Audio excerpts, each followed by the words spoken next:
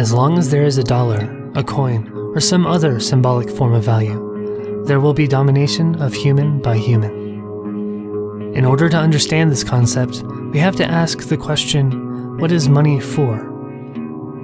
It isn't just a reward for labor or compensation for the production of resources. It isn't merely a system of distribution. It is a symbolic right to access the resources you need. And for it to grant you the right, it must imply the negative. This negative is the restriction or the denial of access to the resources you need to survive. Already, quite a lot is implied by the existence of this dollar. It is not only value in and of itself, but it is a determining metric for how much your life is valued. The people participating in this system have already washed their hands clean of having to decide themselves whether you have the right to live or die. They have relieved themselves of the responsibility by offloading this burden to a system of exchanging monetary units for labor and the products of that labor. Self-determination and autonomy are stripped from the person in question, as they are coerced into participating in the system by selling their labor or products of their labor in order to survive. They have no other choice. Within the system of circulation and accumulation of currency, there is also a principle of power. I'm not simply speaking of purchasing power, though that is definitely an outcome of the accumulation of currency. Every unit of value becomes the value of the person wielding it. The more they accumulate, the more they are valued by the society at large, and as a consequence, they achieve a higher social status and wield a greater amount of social power. Due to the fact that money is so highly valued as an effect of its relation to survival and status, it can also be utilized to leverage power against another human being. People can be bought and bribed. Politicians can be lobbied. You can purchase property and capital and utilize that property and capital to hire and subjugate workers. Let's throw a wrench in the gears momentarily. What if money was distributed on an equal basis and determined democratically? What if workers owned the means of production? This would certainly be an improvement, and it addresses how the money is distributed, but not how it is used.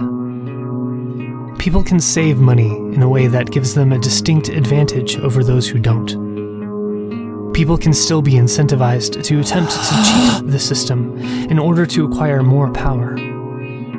Also, remember that the core issue from the first paragraph isn't addressed. Those who participate are allowed the power conveyed by the acquisition of currency, and those who do not are still denied life.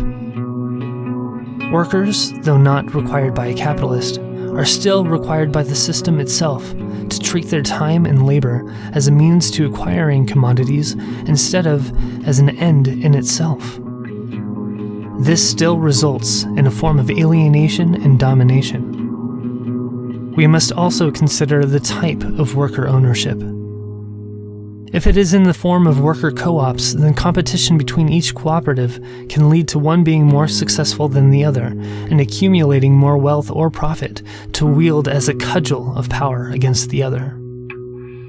What if there is a central union leveling, coordinating the activities of the different industries and managing the circulation of currency? Well, now we have the problem of a union centralizing power and authority in a singular institution becoming more and more functionally similar to that of a state. What if, in order to be more ethical and socially conscious, we were to remove certain types of industry from the system of monetary exchange? What if we were to make the necessities of life, like food, shelter, clothing, etc., freely available to everyone while relegating the monetary exchange for luxury items or entertainment? Now everyone has their basic needs met, and the dollar no longer has the connotation of stratifying people based on those who are deserving of life and those who are not. However, we have developed another stratification, those who can afford luxury items and entertainment, while subsequently being able to accumulate more wealth due to being in those industries, and those who can't afford luxury items and entertainment due to the fact that they work in the industries creating basic needs and can't accumulate money because they don't make any. We know from previous paragraphs that in situations where one can accumulate more wealth than another, there is a subsequent disruption in the balance of power.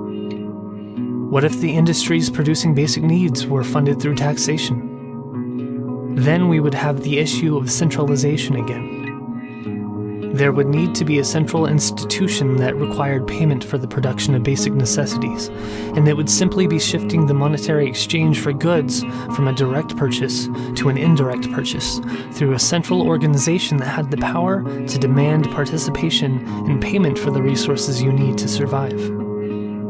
I would be remiss if I didn't bring up the unspoken implication that is required by necessity with any form of symbolic value utilized for exchange. It is the fact that there has to be a reason for something to have value. This reason is scarcity. Consider this. If everyone were to have unlimited amounts of whatever currency happens to be in use, and if no single human being were to be excluded from having unlimited amounts of that currency, or, in other words, if it were to be superfluous, it would automatically be rendered redundant. What would be the difference between exchanging currency that everyone has plenty of and no one needs, and simply receiving those resources for free? The consequences would be the same. The money in the first scenario would have no value whatsoever. For something to have value, it must be needed, it must be limited, and it must be carefully controlled and administered. People must be excluded from having it in certain circumstances in order to justify exchange. People must be prevented from creating it themselves in the same way that people are prevented from creating money in our current system. Otherwise, we will end up in the same position where the monetary unit will lose all value and become superfluous. This brings up another implicit necessity in a system of exchange using a monetary unit. The fact that it must be carefully controlled and administered means that there must be a central entity that has the sole privilege and power to create money, control its distribution, and set its value. If a decentralized market were to be in operation, you should be asking yourself, who is creating the money? If the answer is anyone, as it should be in a decentralized system, how would you compensate for the inevitable redundancy of the money used? One could simply make the money they needed and exchange it for the goods they sought to acquire. Why would the vendor even care to receive the money if they could do the exact same thing? There would be no point in having a certain amount of money because you could simply create that amount when it was needed. But the person you would be giving it to would have no reason to require that compensation because they would simply be capable of doing the same thing from absolutely nothing. We have an interesting development here. We have two scenarios. One that we can call ethical, that renders money and markets useless, and one with a functioning market and monetary system that is deeply unethical and riddled with problematic inequalities and power imbalances. Let it be noted that money is entirely symbolic. It doesn't matter what we use to represent value. The issue rests within the value form itself. It matters not whether it's $1, a gold bar, or a labor voucher.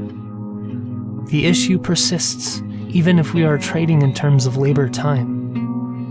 We must come to the realization that every manifestation of a market system with an intermediary currency representative of value will develop into asymmetric and stratified social relations.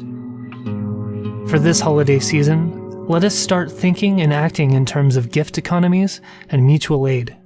To do this, we must also consider the principle of non-participation. As long as you exchange currency for commodities, produce commodities, or sell your labor to a capitalist for whatever purpose, including the service industry, you are simply maintaining, reproducing, and perpetuating the system of capitalism. I can preach an anti-capitalist message all I want, But as long as I participate in the system, I do so while cranking the wheels and turning the gears that keep it running. If capitalists don't have our bodies to keep their furnaces aflame, the fires will go out.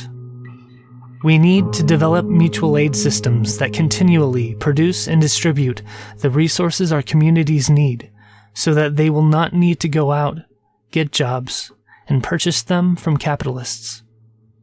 Happy holidays.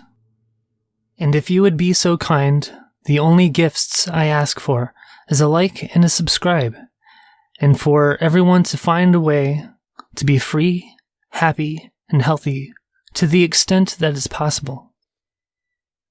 I love you, and goodbye.